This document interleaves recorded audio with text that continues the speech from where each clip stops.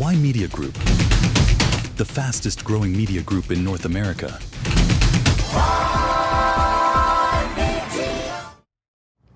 Hello and welcome to the Editor's Take. It's always so great to spend this time because in studio, I have the group editor, Yudhvir Jaswal, and we're going to talk about the NATO summit that took place, as well as this Iran war that has erupted with the United States. And I want to ask him some questions about what he thinks and how the NATO summit went, and essentially what is President Trump up to? It seems like the war that erupted with Iran kind of hijacked the NATO summit. And so I wanted to get his thoughts on that. Hello and welcome. Thank you so much, Monaji. It's always good to be here. You know, there's lots happening, as you were mentioning, regarding the NATO summit. Not only the NATO summit just happened recently, but also, you're right. I mean, it's very much connected with the Iran war because right at the start, President Trump did announce the strikes that were exchanged with Iran. Yeah. So, yes. Yes. So what I want to ask you about is essentially, I'm so sorry. Can I turn that down? Can I close the door? It's so sorry. Are we live? I don't even know if we're live. I think so. We will. It's okay. Anyways. Okay. Wait, let's continue. Sorry, So I didn't know. Okay, but yeah, I just when my own voice comes back to my ear, I can't think, and that's why I'm stuttering. Yeah. Y Media is a media company. Yeah. Okay. With 360-degree approach in reaching the audience over 8 media platforms. Television, Channel Y Canada, 24/7, available nationwide. Toronto, Ottawa. Welcome to Y Media. Today we're here in Ottawa. Vancouver. Welcome to Y Media. We are at the Port of Vancouver. Calgary. Y Media Group is here live at the G7 Summit in Alberta. Rogers 857. Bell 828. Telus 2418. Ignite 707. Channel Y USA now available on Dish Network. Sling. Channel Y USA now available across USA. New York. Miami. Washington, D.C. Chicago. We are here at the 2025 Chicago Auto Show. San Francisco. Los Angeles. Y Plus 24/7, English language channel available across North America.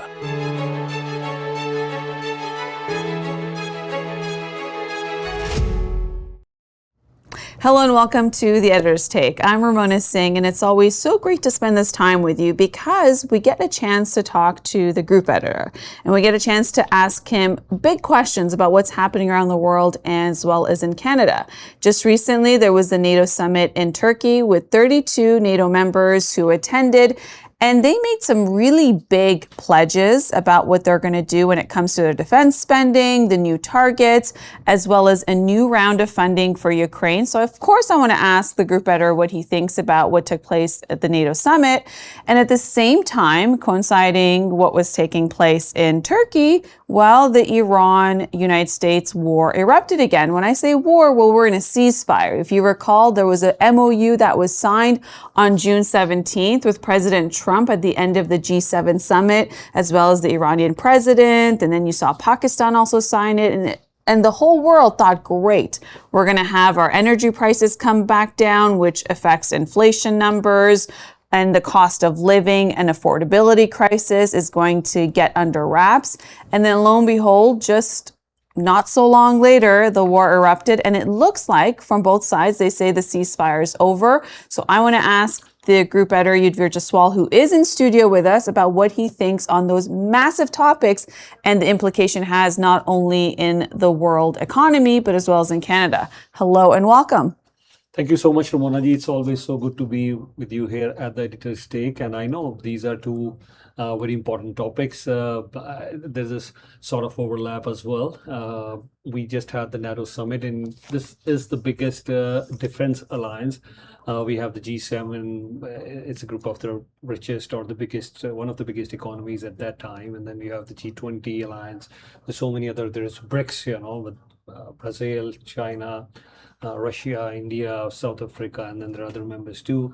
The Asian Summit. There are so many summits. But I think as far as the Defense Alliance is concerned, this is the biggest alliance, the NATO alliance, though there are challenges, which we'll talk later.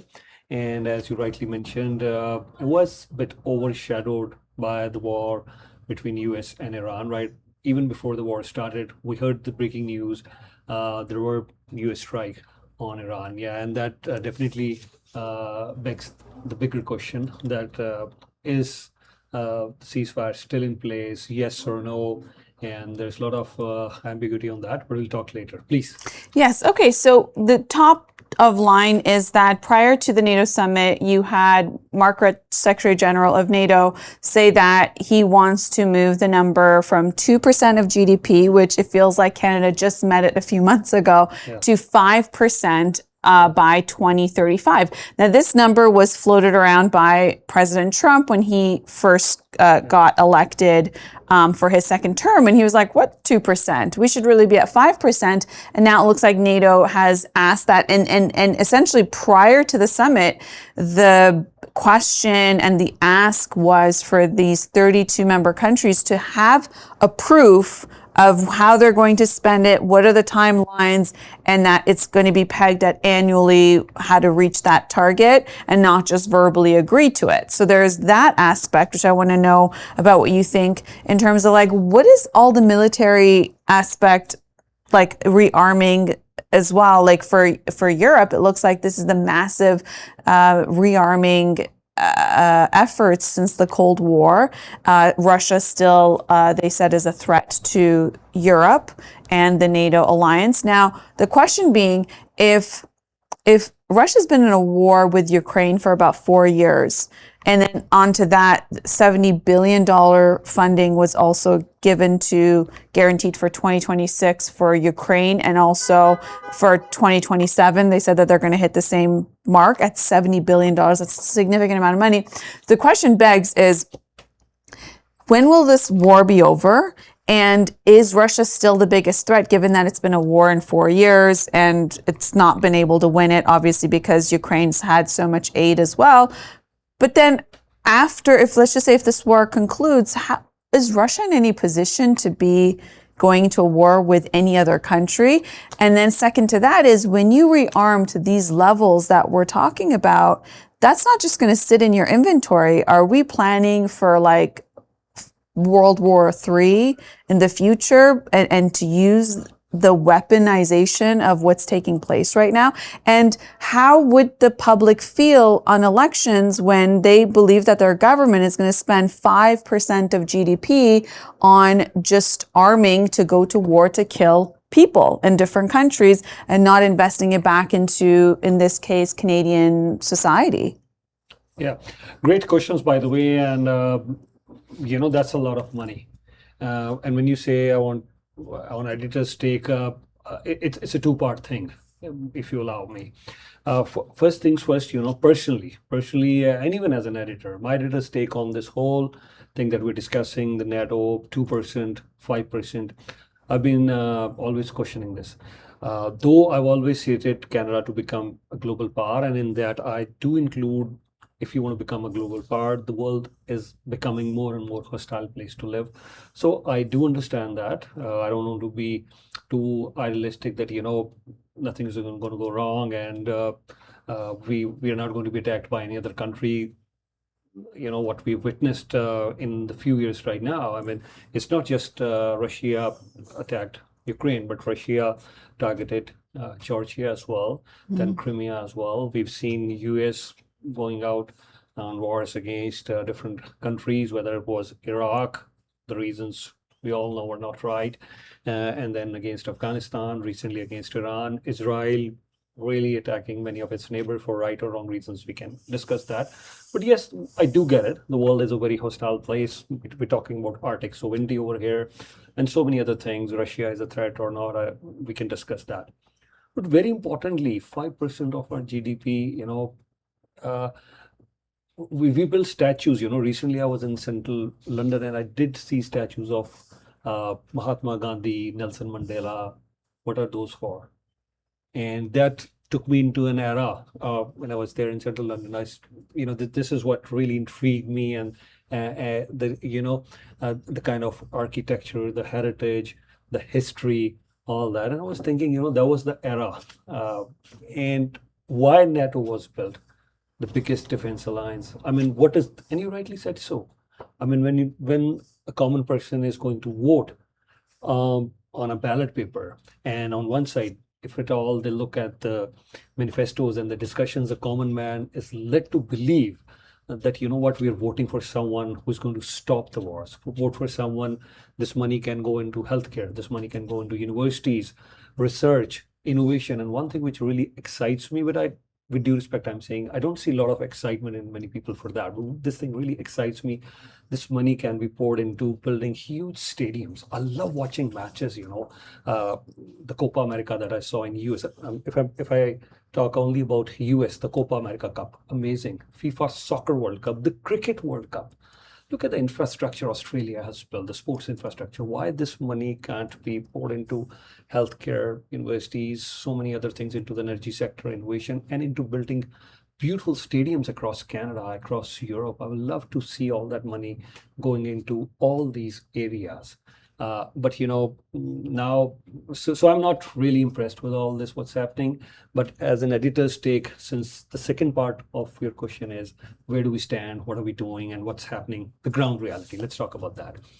You're right. I mean, the target earlier was said that 2% of the GDP. Then it went on to 5%. Now that's what we're talking here. Currently, Canada just touched its 2% of our GDP numbers on defense spending. So on defense spending, if I look at all the 32 nations bloc right now, I think the average would be the Europe and the Canadian average included. I don't think so. It'll be more, even 2.5%, or for that matter, even 3%. US would be the only country right now, as we speak, which could be spending 3.5% of its GDP on the defense budget. Imagine we start hitting $1 trillion. It's almost $1 trillion looking at the economy of US. So imagine we're spending almost $1 trillion. And mind you, this is on an annualized basis.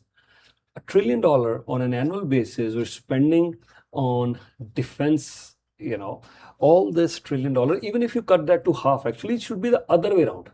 And why I'm saying, I'm not being, sometimes even on my radio or TV shows, sometimes people tell me, you talk about two things which are very ideal or something which is written in the book, but no, practically, I'm being very pragmatic here. I'm being very practical here. The only one country in the world which was attacked by nuclear weapons, that's Iran. That's Japan. Japan never built nuclear weapons, never.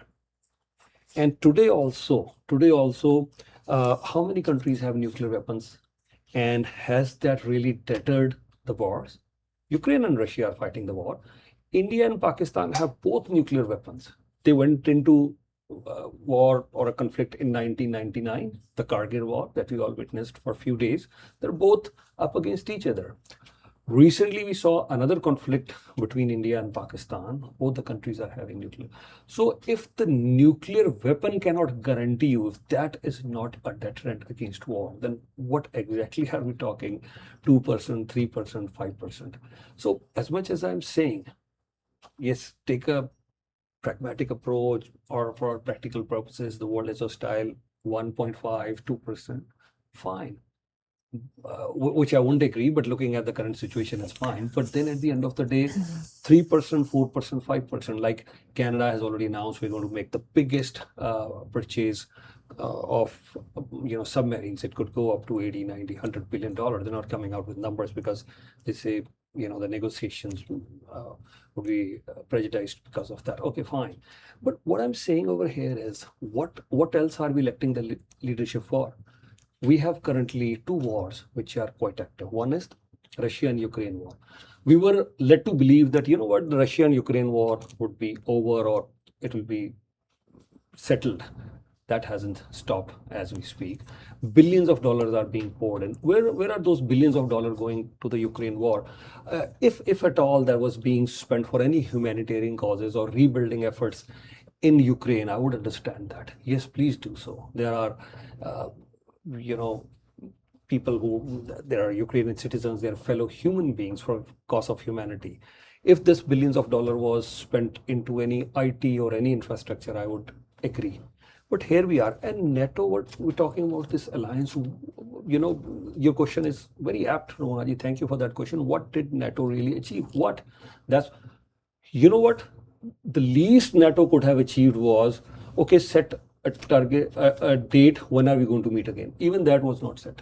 I agree that just like we have G7, it's a summit which happens on an annual basis every year.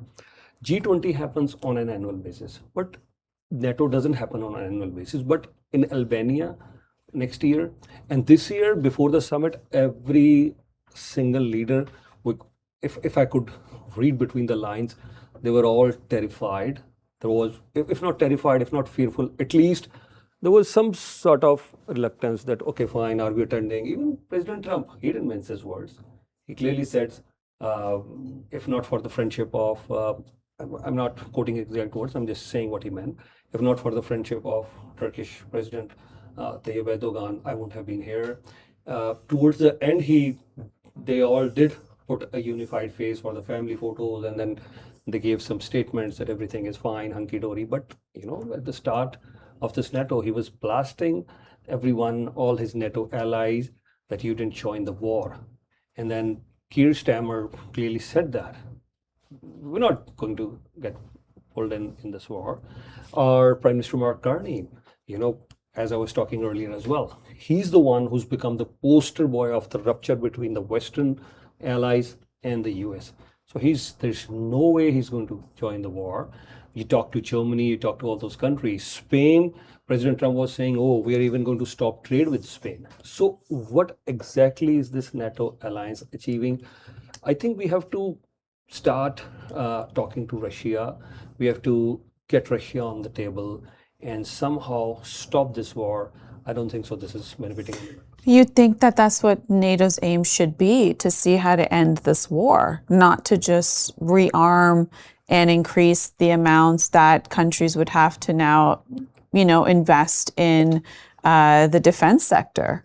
It's very scary. And what happens if the citizens decide they're going to not join the army or the Navy? What are you going to do? Are you going to do a draft? Like there's that whole talk about the United States having a draft soon. That's very scary times to be able, because what we're talking about is not only killing people from other nations, but sending your own sons and daughters to war to kill them for what means. Like you listed, what was interesting is what you just listed is that there's only a handful of countries that cause the problems. All the other countries are not causing the problems. Is that not the case? They're not actually actively, it's just a handful that you just mentioned. It's the United States, it's Israel, it's Russia. There's a handful, and then there's obviously what's taken place in the Middle East, but the question begs of like what's really happened or certain key corridors. Yeah, I would agree to that. You're right. So maybe the world is not such a hostile place. Maybe it's just those countries are very hostile and they like to create an environment where the global economy gets impacted. Yeah, you're absolutely right. I mean, give or take, I would, out of the 200 countries, I would say, with due respect, I'm saying, and I'm not saying whether they are right or wrong. In total, you could say you're right. There are about 10 countries, give or take, and how do we manage them? And that's what leadership is all about. So I can go on all those countries that you just mentioned, like, when was the last time we heard Japan went into war? South Korea, Australia, and that's why their economies are doing so well. I mean, look at Norway, Finland, Sweden, Netherlands. They're all focusing, on the social assistance of. I mean, of course, the taxes are high, but look at the programs that they're offering in terms of healthcare, education. And that's what we should be focusing on. I've spoken to many education ministers here in Canada that, why don't we have free education for university? I mean, imagine if, I cannot afford, my parents, imagine if they're not able to afford, and I still want to continue with my university, and your parents are rich enough, they could afford. That itself is not, with due respect, I'm saying that in itself could be not a level playing field. Of course, there are OSAP and all those things available, but why would you burden a student with a loan? I mean, study as much as you want. At least, that there shouldn't be any barrier just because of the financing options. And that's what's it's practically happening in parts of Europe. So that's what we should be focusing on. When was the last time you heard Australia, New Zealand, they went into war? No. And there are other 100 countries. I'm saying they're mostly tourist destinations, from Maldives to Mauritius to so many other countries. They don't enter into any sort of war.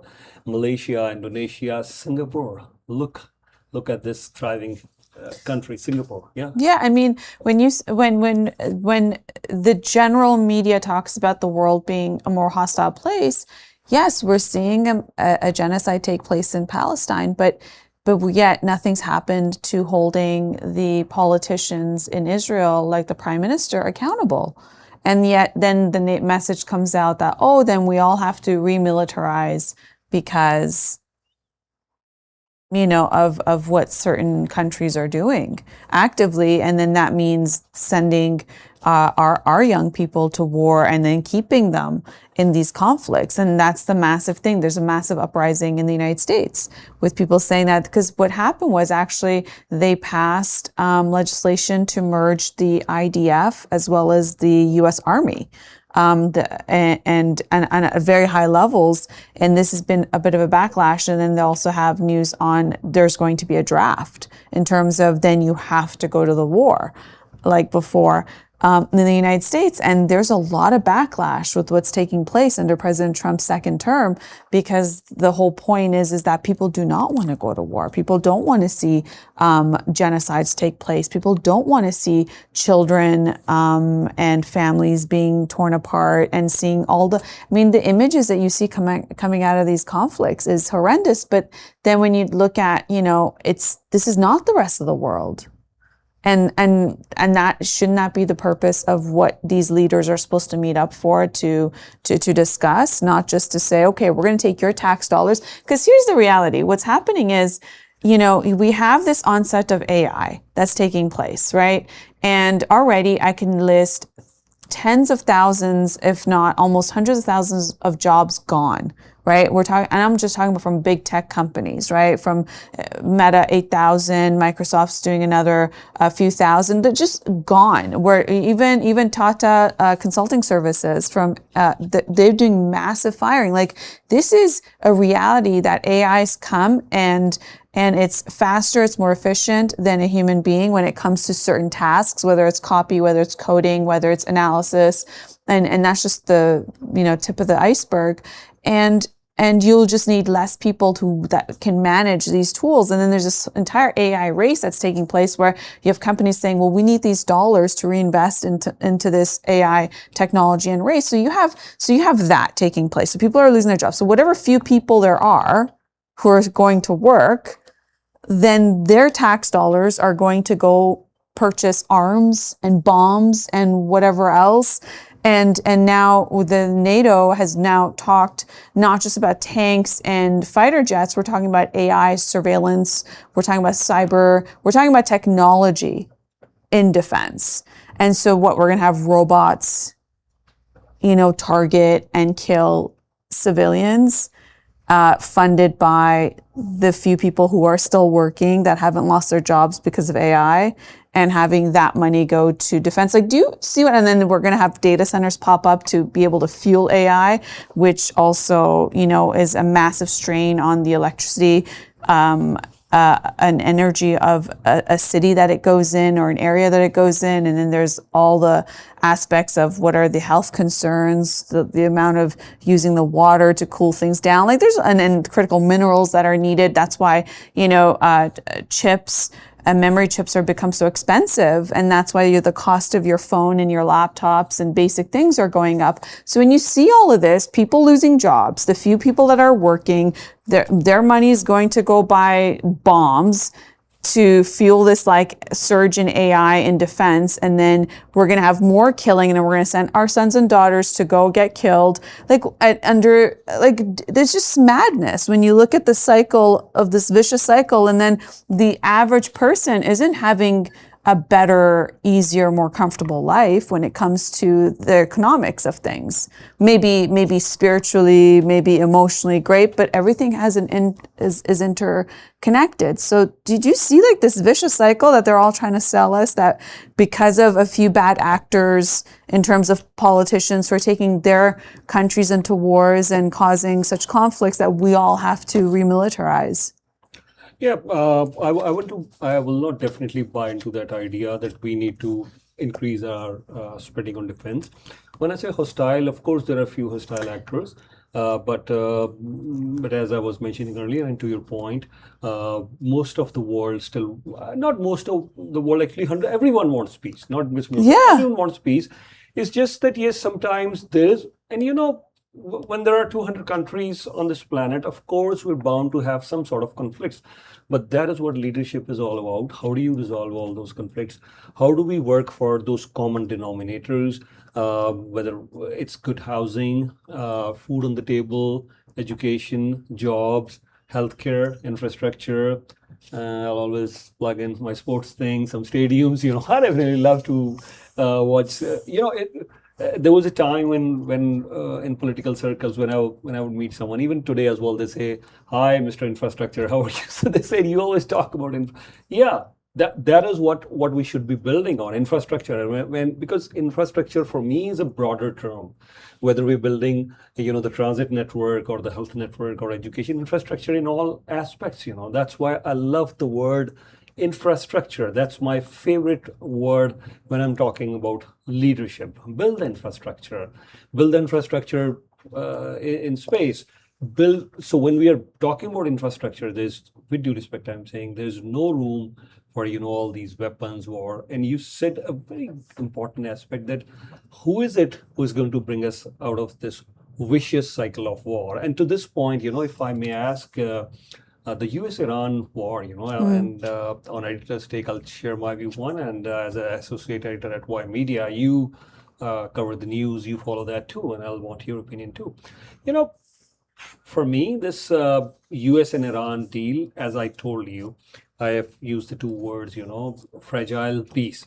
Why use the word fragile peace or fragile deal, whatever you want to use? The reason is that I clearly saw conflicting stories from both sides. And here we are, President Trump at NATO, using the word, which I'm very respectfully, this is what he used, and he used the word scum, and he also said, "You know what a scum means? I mean, it means sick. There's the leaders there in Iran are sick, So your question that Ramona, you're asking today, has the U.S.-Iran ceasefire collapsed for good? I don't think so. It has collapsed for good, but I think President Trump did say it's over. I know there will be challenges now, and they say they're exchanging the strikes. President Trump, he's ordered strikes across different parts of Iran, and then Iran is attacking the U.S. bases, whether it's Qatar, Bahrain, or in Kuwait, all the U.S. bases in the Middle East. So once again, what we are witnessing, yes, there are, NATO, with due respect, I'm saying, nothing changed much at NATO with regards to the US and Iran ceasefire.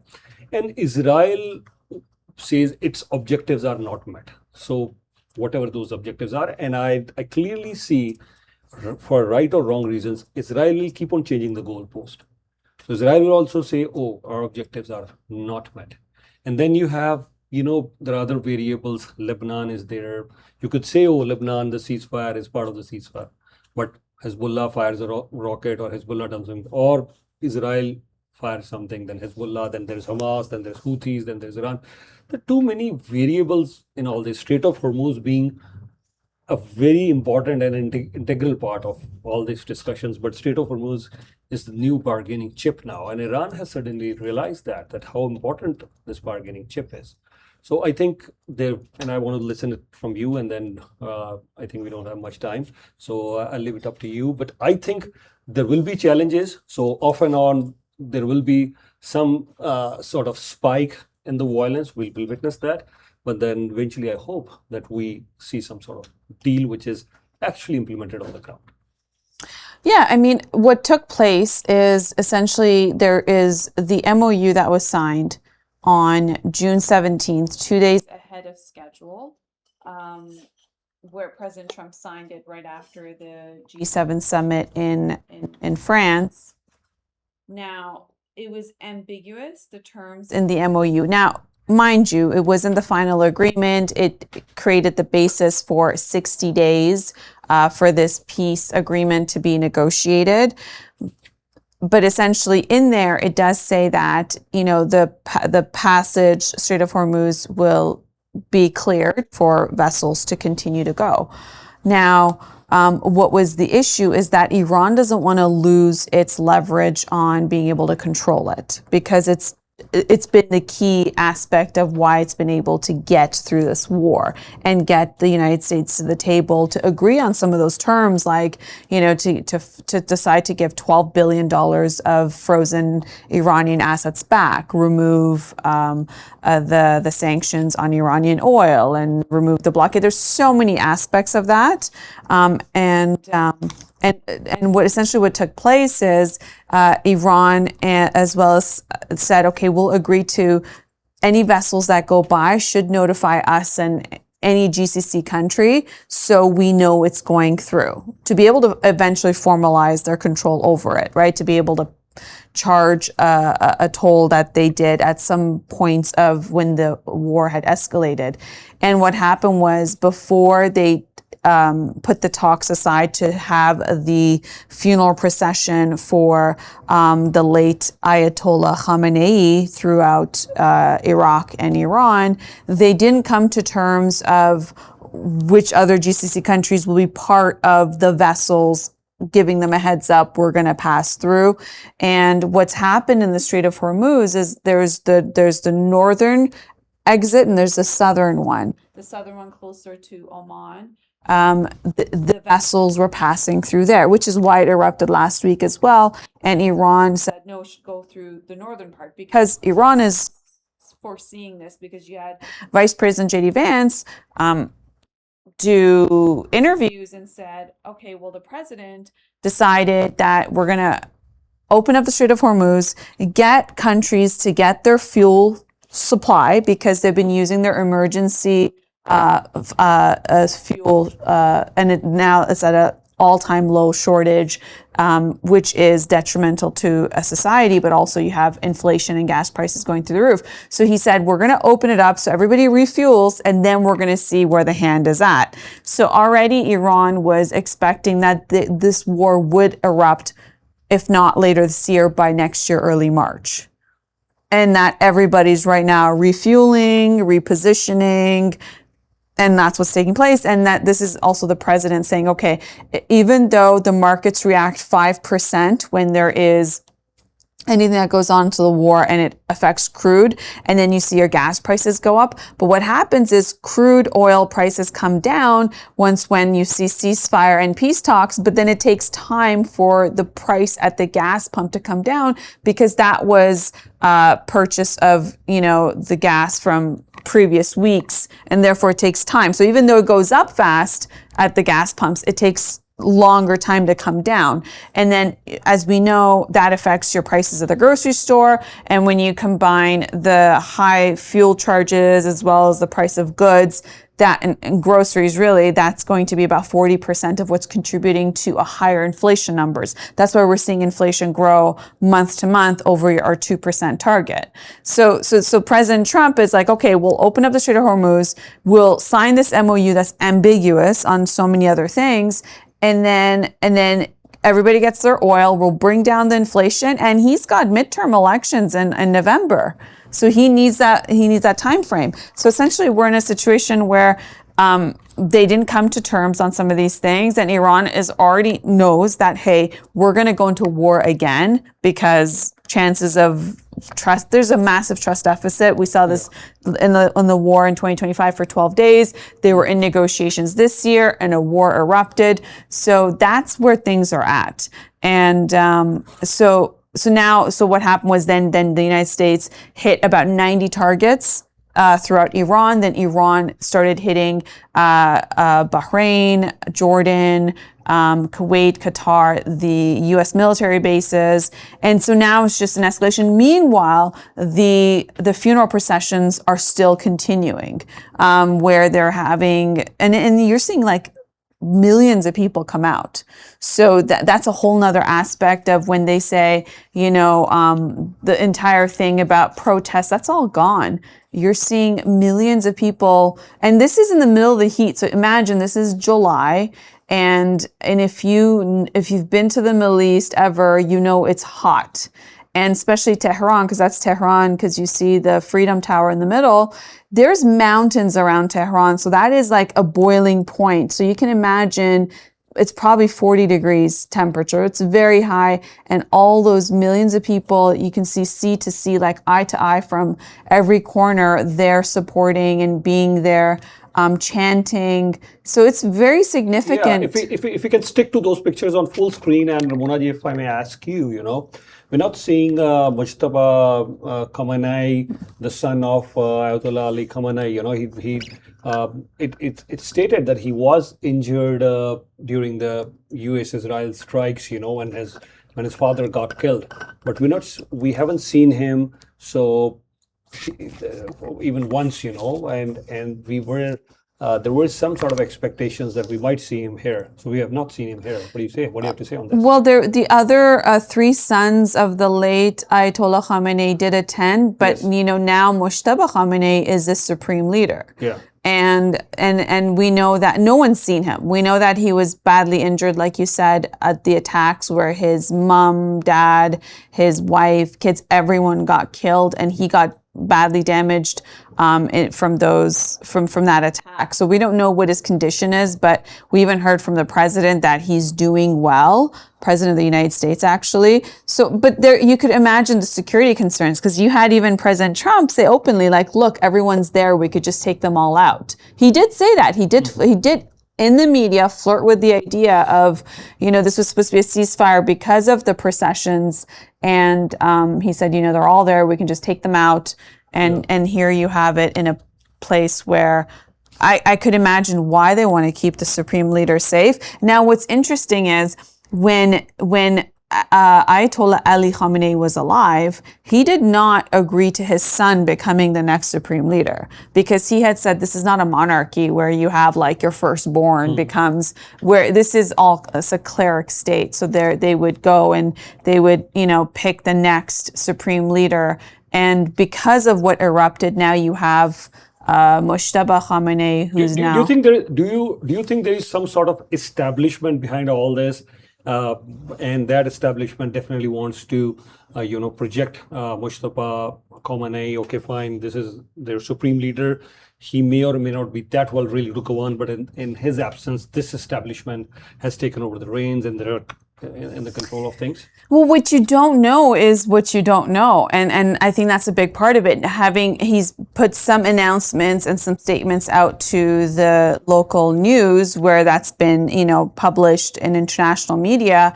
But, and even President Trump said, yeah, he's doing well. He's this and that. So we don't know actually, but this is why a lot of people will say, it looks like Iran won this war, is because, shy of not having military, navy, and not having a supreme leader that is present, it's still, everything is continuing. And even though they had asked for definitely a ceasefire, there would be no attacks, especially during the procession, they just decided, we need to cover the Strait of Hormuz, because they know it's a matter of time. If they allowed, here's the thing, and I'm not saying I agree with any of this, but I'm just trying to get you into the mind of what's going on. The more we understand any conflict, the better we're in a position to talk about it intelligently and in an articulate manner.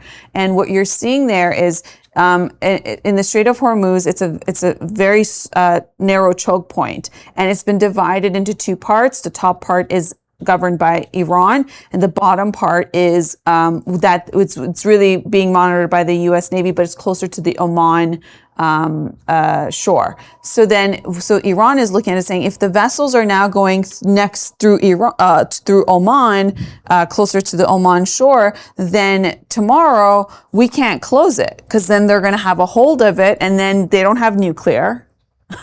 They don't have the Strait of Hormuz. There you go. So right there, yeah, please go back. That's great. There, so you see the southern part is Oman, the top part is Iran, and in that little curvature, if the vessels go closer to where Oman is, where you see UAE and Oman, and then not go near where Iran wants to formalize its control, then they know it's a matter of time. They're going to go back into war with Israel and the United States, and then now they lose the Strait of Hormuz. And this is why everything has also erupted. And they're saying, regardless, we don't care. You're going to put the blockades. You're going to put sanctions on our oil. We sell it anyway. Okay, now we'll go back to sell it at below market rate. But we know that if we can close this choke point off, look, this conflict was 4 months, and the United States came and signed an MOU. You have the Russia and Ukraine conflict go on for 4 years, but because it doesn't affect global markets, it doesn't affect inflation, it doesn't affect your gas prices and your grocery prices and unaffordability, then it can go on for years, and then we just keep giving it, putting money into it. Whereas you have a few weeks of that being closed up, the world says, hey, finish this. So I think we could conclude that as President Trump was saying, the peace deal is over. That's exactly the words that he used. So I don't think so it's going to be over. The ceasefire won't collapse. No. We will have to get into some sort of negotiations. I wish we had more time, but we will carry on our discussion on Editor's Take. So stay tuned with us for all the geopolitical affairs. Stay tuned with us all the politics.